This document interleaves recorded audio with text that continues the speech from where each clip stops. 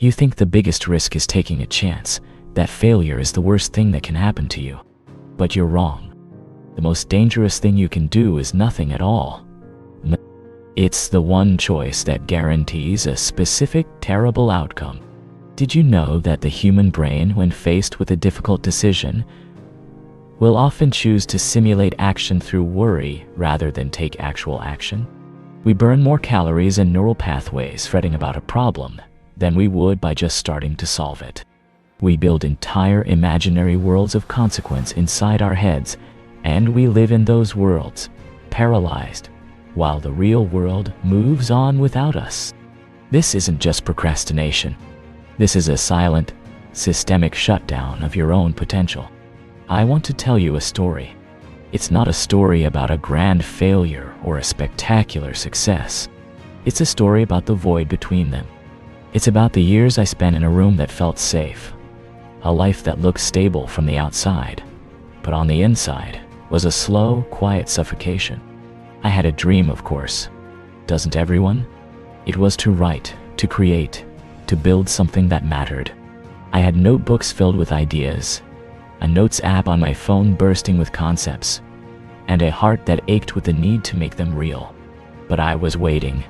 I was waiting for the perfect time, for the right amount of money in the bank, for the elusive feeling of being ready, for a sign from the universe that it was my turn. So I did nothing. I went to a job that was fine. I came home. I watched television. I scrolled through my phone, watching other people build their lives, their businesses, their art. And I told myself one day, when things calm down, one day, when I have a better plan, one day, when I'm not so afraid. This is the first rule of the void. Inaction feels safe because it feels like you haven't lost yet. But you have. You just don't know it. You're losing time. You're losing momentum. You're losing the sharp, hungry version of yourself that actually believed it was possible. Comfort charges interest. It's a loan you take out from your future self. You think you're getting away with something, that you found a clever loophole where you don't have to face the fear or the potential for embarrassment. But the bill always arrives, and it's itemized. It's charged in the currency of missed opportunities, in the slow erosion of your confidence, in the quiet, creeping resentment you start to feel towards anyone who had the courage you lacked. Time charges interest too. A year of delay isn't just 12 months.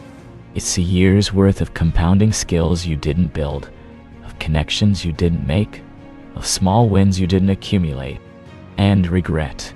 Regret charges the highest price of all. It's a debt that never gets paid off. It just sits in the back of your mind, a ghost of what could have been, whispering to you in the quiet moments before you fall asleep. I remember the moment the bill arrived for me. It wasn't a dramatic event. There was no bankruptcy, no catastrophe. It was a Tuesday. I was in a meeting, a completely ordinary meeting about quarterly projections, and I looked around the room at my colleagues. I saw their faces, some eager, some tired, some resigned, and I realized with a cold, sickening clarity that I had become one of the resigned. I had been in that same room, having variations of that same conversation, for nearly a decade. My dream hadn't died in a fiery crash of failure. It had starved to death in a dark corner of my mind, neglected and unfed, because I was too busy being comfortable. I had chosen failure by default. Not deciding was still a decision. Not trying was still an action. And it had guaranteed I got nothing. This is the second, more painful rule. Life punishes the passive. It doesn't do it out of malice. It's just a simple, mechanical truth. You can't win a race you never run. You can't build a life you never start. You can't change if you don't move. The world is not a static place. It is a river, constantly flowing. If you are not swimming, you are drifting. If you are not paddling towards a destination, you are being carried downstream towards whatever rocks or waterfalls lie ahead. And the most terrifying part is that the drifting feels like stillness. You only realize you've been moving when you're about to go over the edge. I looked at my hands in that meeting, and they felt like they belonged to someone else. They were capable hands. They could have built things, written stories, created something of beauty. But they had spent years clicking a mouse, typing emails, and shuffling papers. They had become instruments of maintenance, not creation. My inaction had been a silent killer, not of my body, but of my spirit. It had murdered my ambition while I wasn't looking. It had assassinated my curiosity while I was distracted. I had been the one holding the weapon, and I never even felt my finger on the trigger. We are so afraid of the consequences of action. We think, what if I try and I look foolish? What if I invest my money and I lose it? What if I tell someone I love them and they don't love me back? What if I start a business and it fails? These fears are real. They are valid. Trying might hurt. Failing might embarrass you. But let me tell you about the consequences of inaction, because we rarely give them their due weight. Doing nothing? That destroys your future quietly. It doesn't happen with a bang, but with a whisper. It's the slow dimming of the light behind your eyes. It's the gradual acceptance of a life that is merely adequate. It's the death of hope, not in a single moment of despair, but in 1,000 tiny surrenders. The risk isn't in jumping. The real risk is staying exactly where you are. The ground beneath your feet is not as solid as you think. The world changes daily. Technology evolves, industries shift, cultures transform. If you are not taking steps forward, you are falling behind without even noticing. You wake up one day, and the skills you have are obsolete. The ideas you had are no longer relevant. The energy you had has dissipated. The door that was once open is now closed, and you were so busy standing still, you didn't even see it swing shut. I think about the version of me that existed 5 years before that Tuesday meeting. He was younger, brasher, full of a fire that I had systematically dampened. He had plans. He had a list of things he wanted to accomplish before he turned 30. And what did I do? I delayed. I hesitated. I told him, we have time. And with every delay, I killed him. I killed a version of myself that could have been great. I traded him for the safety of a predictable paycheck and the comfort of a routine. I executed my own potential, and I did it with the weapon of procrastination. One day became no day, so fast it took my breath away when I finally realized it. This is the painful, patient work of understanding your own life. It's like an archaeologist slowly brushing the dust away from a fossil, revealing the shape of a creature that once was. You have to look at the choices you didn't make, the conversations you didn't have, the projects you didn't start, and see them for what they are. The negative space that defines the sculpture of your current reality. That void has a shape. It has weight. It is the ghost limb of the life you were meant to live, and it aches with a pain that is more profound than any failure. We tell ourselves we need the perfect plan. We need to have every I dotted and every ET crossed.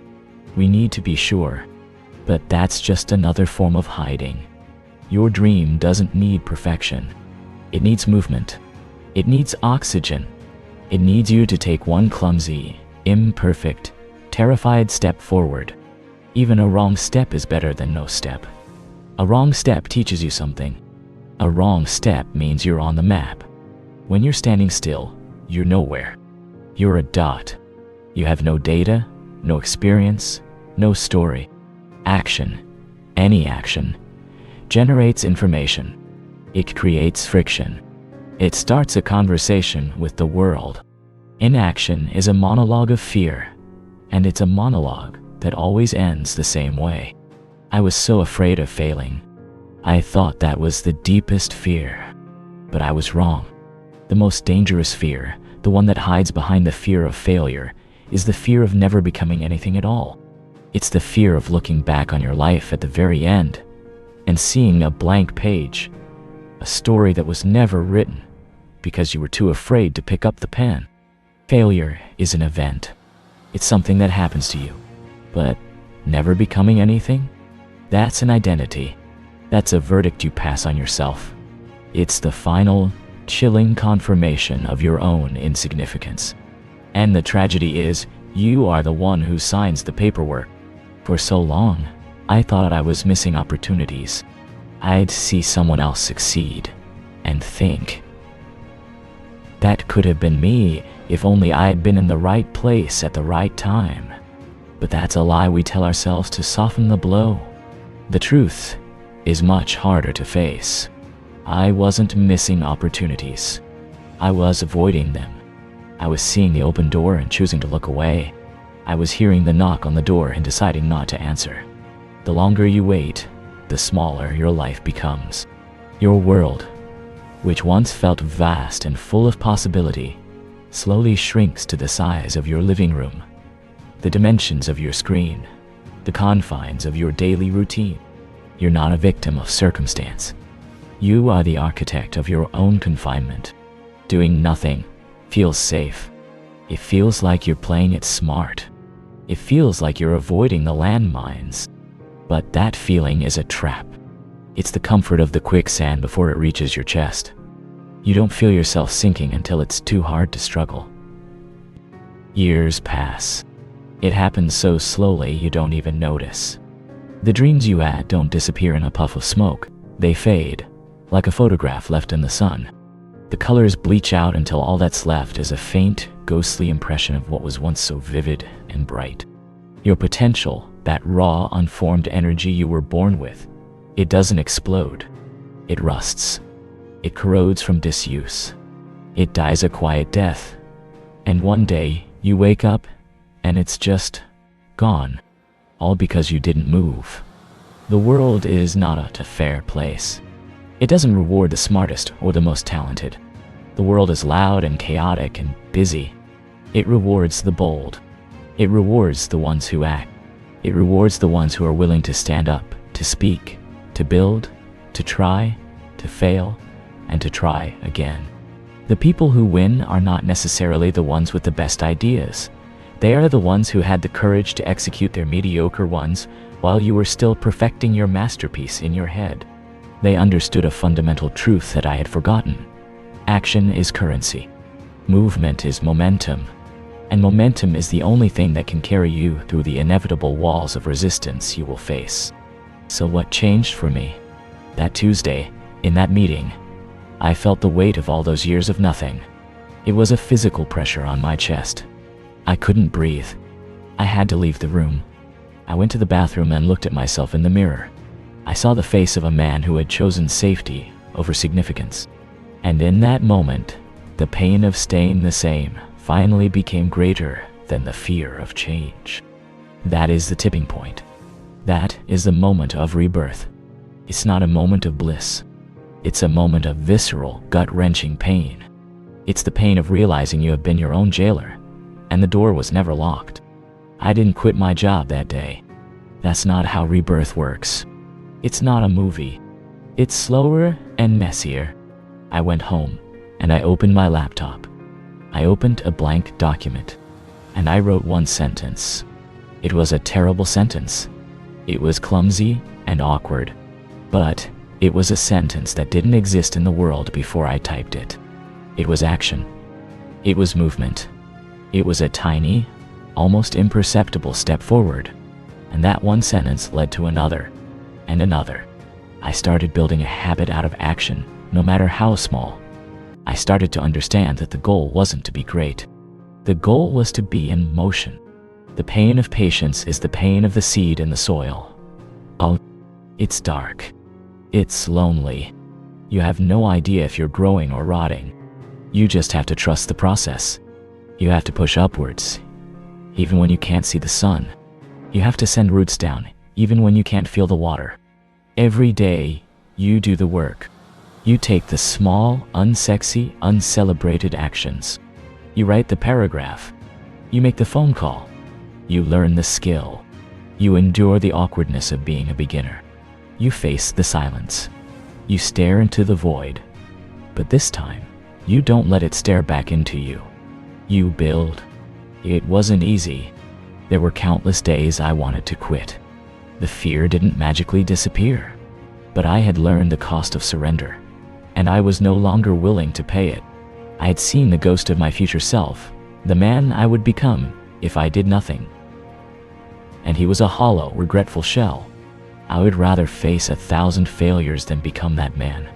So I kept going. I started this channel with a cheap microphone and a heart full of doubt. I published my first video, terrified of what people would say. But I did it. I acted. And slowly, something began to shift. The small actions started to compound. The tiny steps began to cover distance. The momentum I had built started to carry me. I began to feel alive again. The light behind my eyes, the one I thought had been extinguished forever, it flickered back to life. It was weak at first, but it was there. I was rebuilding myself, not from the ashes of a failure, but from the void of inaction. I was being born out of patience and persistent, painful effort. This is my confession to you. This is the story I whisper in your ear, not as someone who has it all figured out, but as someone who has seen the abyss and has chosen, every day since, to walk away from its edge. The real risk was never trying and failing. The real risk was always doing nothing. It was the risk of a life unlived, of a song unsung, of a potential never realized. So I am here to tell you, with every fiber of my being, to keep going. Not because it's easy, not because you are guaranteed success, but because the alternative is a silent, slow death of the soul. Your dream is not asking for perfection. It is begging for movement. It is crying out for you to just start, to take one step. One step, however small, however shaky. Make the call. Write the first line. Sketch the first design. Have the difficult conversation. Enroll in the class. Do it scared. Do it poorly. But do it. The world rewards the bold, not the comfortable. Be bold. Your future self is watching you right now. From a point years in the future.